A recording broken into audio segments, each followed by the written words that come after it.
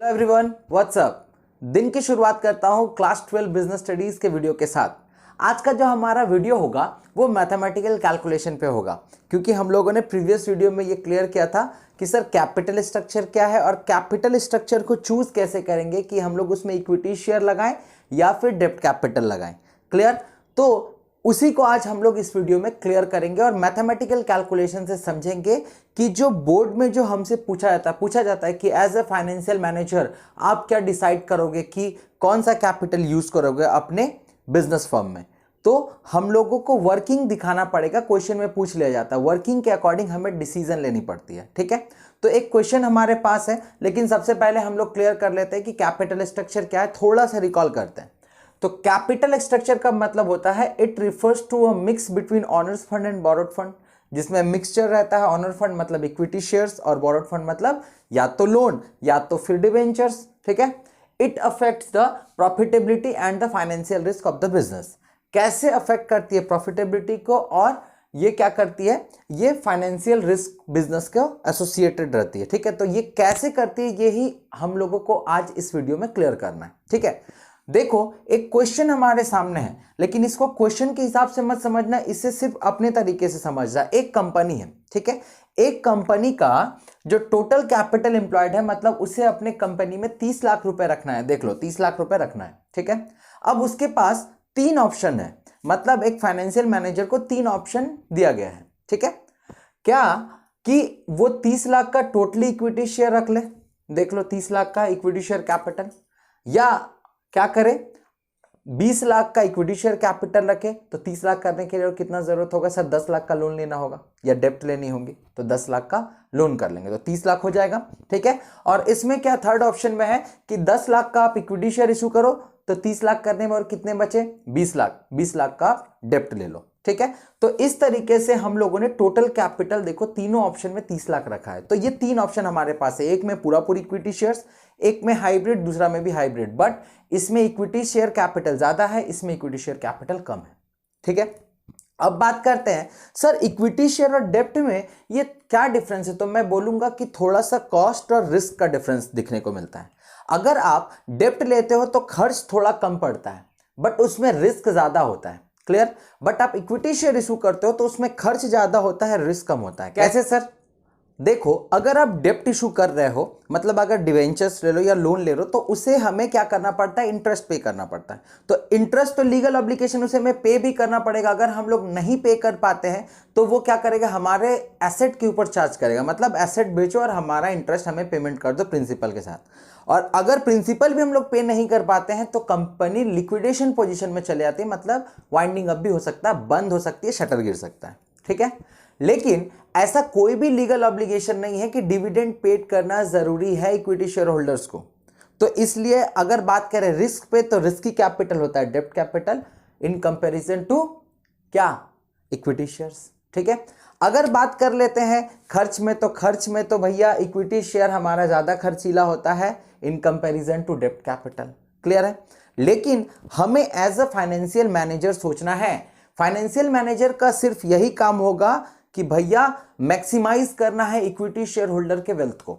ठीक है, तो वो कैसे करेंगे, तो हम लोग एक मैथमेटिकल ये कैलकुलेशन को सीखेंगे और पता लग जाएगा कि कैसे हम लोग मैक्सिमाइज करते हैं इक्विटी शेयर होल्डर के वेल्थ को।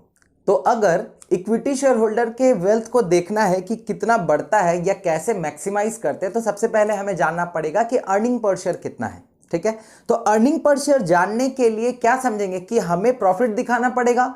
हम लोग जो अर्न कर रहे हैं, हमारा कंपनी जो प्रॉफिट अर्न कर रहा है, उसके बाद टैक्स वैक्स क्लियर करने के बाद जो भी बचता है वो हम लोग इक्विटी शेयर होल्डर को देते हैं। तो सबसे पहले हमें क्या देखना पड़ेगा, हमें सबसे पहले देखना पड़ेगा कि प्रॉफिट कितना है। तो देखो इस क्वेश्चन में हमें ये तो पता चल गया कि टोटल कैपिटल सबको 3 लाख रुपए, 30 लाख रुपए ही चाहिए टोटल कैपिटल। ठीक है, अब अर्निंग पर शेयर देखो, ये है अर्निंग पर शेयर नहीं, ईबीआईटी मतलब profit, earning before interest and tax. EBIT कितना है, ईबीआईटी है 4 लाख, 4 लाख। ये तीनों कंपनी का ईबीआईटी है, मतलब earning before interest and tax, मतलब अभी तक ना हम लोगों ने इंटरेस्ट पे किया है ना ही हम लोगों ने टैक्स भरा है, मतलब ये हमारा रॉ प्रॉफिट है। ठीक है, तो सबसे पहले हमारा काम होगा इंटरेस्ट पे करना। इंटरेस्ट किस पे किया जाता है सर, जो हमारा डेप्ट होगा उस पे। इसीलिए ये बेनिफिशियल होता है कॉस्ट के अकॉर्डिंग, क्योंकि ये हमें बचाता है, प्रॉफिट को कहीं ना कहीं हमारा जो टैक्स है वो सेव करता है। ठीक है, तो इंटरेस्ट कितना है देखेंगे कि सर हम लोगों ने डेप्ट तो लिया, लेकिन डेप्ट पे इंटरेस्ट है 10% का, मतलब ऑप्शन 1 में कोई भी इंटरेस्ट होगा क्या, लेस करना है इंटरेस्ट को, इंटरेस्ट। तो ऑप्शन 1 में कोई भी इंटरेस्ट है, कोई हम लोगों ने डेप्ट ही नहीं लिया, मतलब इस पे जो इंटरेस्ट लगेगा वो नील। ठीक है, हम लोगों ने ऑप्शन 2 में 10 लाख का डेप्ट लिया, मतलब उधार लिया, तो 10 लाख का 10% कितना होगा, हम लोगों ने 1 लाख रुपया का इंटरेस्ट पे किया। ठीक है, पेमेंट नेगेटिव बैलेंस में दिखाएंगे लेस है। ठीक है, उसके बाद ऑप्शन 3 में हम लोगों ने 20 लाख रुपए का लोन लिया, उस पे 10% कितना होगा, 2 लाख रुपए हो गया। तो इस तरीके से हम लोग अब माइनस कर देते हैं, जो बैलेंस आया है उसे हम लोग बोलेंगे EBT। ये क्या है, इंटरेस्ट इससे गायब हो गया तो बचा क्या, टी, मतलब अर्निंग बिफोर टैक्स। ये देखो earning before interest and tax था, इंटरेस्ट अगर गायब हो जाए तो अर्निंग बिफोर टैक्स होगा, तो ये अर्निंग बिफोर टैक्स है। तो अब हमें क्या करना पड़ेगा सर, अब हमें टैक्स पे करनी पड़ेगी, तो टैक्स रेट कितना गिवन है सर, तीनों ऑप्शन में 30% है, तो हम लोग अब टैक्स भी पे करते हैं, लेस टैक्स पेड 30%। 30% किस पे करेंगे, जो हमारा EBT होगा उस पे ही हम लोग 30% पे कर देंगे। तो EBT हमारा 4 लाख है, 4 लाख का 30% कितना होगा, 4 लाख का 30% होगा 1,20,000। ठीक है, 3 लाख का 30% कितना होगा, 90,000, और 2 लाख का 30% होगा कितना, 60,000। ये सब हम लोग पे करेंगे। क्लियर, देख रहे हो कि इक्विटी शेयर वाला को कितना लॉस है, वो टैक्स ज्यादा पे कर रहा है, बट डेप्ट जिसके पास ज्यादा है वो कम टैक्स पे कर रहा है, तो मतलब डेप्ट कैपिटल होना अभी तक अच्छा है। ये हो गया, ये जो रेसिडुअल बैलेंस है उसे हम लोग बोलते हैं अर्निंग आफ्टर टैक्स, टैक्स देने के बाद का अर्निंग। ये जो बचा अब यही पैसा चला जाएगा इक्विटी शेयर होल्डर को एज अ डिविडेंड। ठीक है, तो अब हमें क्या फाइंड आउट करना पड़ेगा, अब सर हमें फाइंड आउट करना पड़ेगा earning per share, EPS, earning per share. Earning per share का फॉर्मूला क्या होता है, अर्निंग पर शेयर का फॉर्मूला होता है EAT बाय इक्विटी। ठीक है, EAT हमारे पास कितना है, अगर मैं एक को कैलकुलेशन करके दिखाऊं तो ये होगा EPF इंटू 100 कर देना है, कितना होगा, ये होगा EAT हमारा 2,80,000 बाय कितना है इक्विटी 30 लाख, 30 लाख इंटू 100, इसे कैलकुलेट करेंगे तो ये होगा 2,10,000 बाय कितना है 20 लाख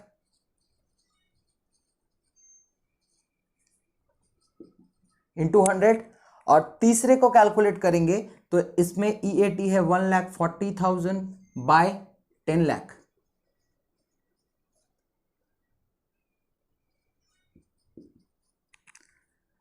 इस तरीके से हम लोग परसेंटेज निकालेंगे। हम लोगों ने देखा कि अर्निंग पर शेयर अगर हम लोग फर्स्ट ऑप्शन में लेते हैं तो वो हो जाएगा 9.33%, सेकेंड ऑप्शन में लेते हैं तो अर्निंग पर शेयर 10.5%, और जो थर्ड ऑप्शन में बात करते हैं वो हो जाएगा 14%। मतलब सबसे ज्यादा अर्निंग पर शेयर कितना है सर, 14% का।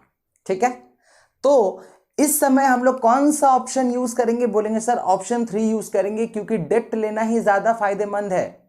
ये क्या करता है, ये हमें टैक्स से भी बचाता है और हमारे इक्विटी शेयर होल्डर के वेल्थ को भी मैक्सिमाइज रखता है। 14%, सोच रहे हो, तो 14%, ये 9.33, ये मतलब जो सबसे ज्यादा, जो जिसने डेप्ट कैपिटल को यूज नहीं किया वो अपने इक्विटी शेयर को सबसे कम पैसा देगा, और अगर जिसने सबसे ज्यादा डेप्ट कैपिटल यूज कर लिया उसे वो अपने इक्विटी शेयर होल्डर को सबसे ज्यादा पैसा देगा। बात यहीं तक है। अब लेकिन बोलोगे कि सर तब हम लोग हमेशा लोन कैपिटल पे ही काम करेंगे, बट ऐसा बिल्कुल भी नहीं है। हम लोगों को ट्रेडिंग ऑन इक्विटी पे ध्यान देना होगा, इसे हम लोग बोलते हैं ट्रेडिंग ऑन इक्विटी। ये हम लोग तभी करेंगे जब return on investment is more than return on interest. Sir ये क्या आपने बोला, तो अभी देखो हम लोग कैलकुलेट करते हैं, ऊपर वाला को रब करता हूं थोड़ा, देखेंगे अभी मैंने क्या बोला, बोला कि सर ट्रेडिंग ऑन इक्विटी जो हम लोग करते हैं वो कब करेंगे, जब return on investment, return on investment is greater than return on interest, ये हो, तो अब यहां पे हम प्रूव करके दिखाते हैं कि किस तरीके से यहां पे रिटर्न ऑन इन्वेस्टमेंट ज्यादा है। तो रिटर्न ऑन इन्वेस्टमेंट का फॉर्मूला क्या होता है? रिटर्न ऑन इन्वेस्टमेंट का फॉर्मूला होता है ROI इक्वल्स टू होता है EBIT by total investment, total investment, ठीक है। तो EBIT कितना है सर? EBIT हम लोगों का है यहां पे 4 लाख रुपए, 4 लाख रुपए, सब में 4 लाख रुपए। टोटल इन्वेस्टमेंट कितना है? टोटल इन्वेस्टमेंट है, टोटल इन्वेस्टमेंट बिजनेस में कितना लिखा हुआ है? 30 लाख रुपए का, इंटू 100 अगर करेंगे तो ये आ जाएगा 13.33% के अप्रोक्सीमेशन में, ठीक है। तो ये हमारा क्या है? ये जो है हमारा, ये क्या है? बोलो बोलो बोलो बोलो बोलो। ये 13.33 जो है ये हमारा है क्या? रिटर्न ऑन इन्वेस्टमेंट 13.33%, ठीक है। Is greater than return on interest कितना है? इंटरेस्ट है 10% का। तो मतलब इस केस में हम लोग जब भी क्या करेंगे, हम लोग यहां पे देख लिए कि हमारा जो रिटर्न ऑन इन्वेस्टमेंट है ज्यादा है और रिटर्न ऑन इंटरेस्ट कम है, मतलब हम लोग ट्रेडिंग ऑन इक्विटी करेंगे, डेब्ट कैपिटल ले सकते हैं। बट अगर रिटर्न ऑन इंटरेस्ट ज्यादा हो जाए रिटर्न ऑन इन्वेस्टमेंट के कंपैरिजन में, तो हम लोग लॉस में चले जाएंगे। इसमें बुद्धिमानी बिल्कुल भी नहीं होगा डेब्ट कैपिटल लेने को। तो गाइस, हम लोगों ने मैथमेटिकल कैलकुलेशन से क्लियर किया कि कब हमें ट्रेडिंग ऑन इक्विटी करना है, कब हमें नहीं करना है। अगर इंटरेस्ट, जो रेट ऑफ इंटरेस्ट है जो हम लोग लोन लेंगे उसका इंटरेस्ट अगर ज़्यादा रहेगा और अगर रिटर्न ऑन इन्वेस्टमेंट मतलब जो प्रॉफिट होगा वो कम रहेगा, तो बिल्कुल भी ऑप्ट नहीं करेंगे। सीधी सी बात है, अगर हम 10% का अगर रिटर्न ऑन इन्वेस्टमेंट है और वही अगर सोच लेते हैं इंटरेस्ट 13% का है, तो मतलब इंटरेस्ट ज़्यादा होगा, तो क्यों फाइनेंस को रिस्क में लाना है, ठीक है। तो इस तरीके से अपने दिमाग से as a financial manager clear करते हैं कि कौन सा कैपिटल ऑप्ट करना हमें ज़रूरी है और कैपिटल स्ट्रक्चर को किस तरीके से रखना है, ठीक है। तो उम्मीद करता हूं कि ये टॉपिक आज आप लोगों को अच्छे तरीके से क्लियर हो गई होंगी। मिलेंगे फिर नेक्स्ट वीडियो में लास्ट टॉपिक के साथ, तब तक के लिए बने रहो मेरे साथ। Thank you for today.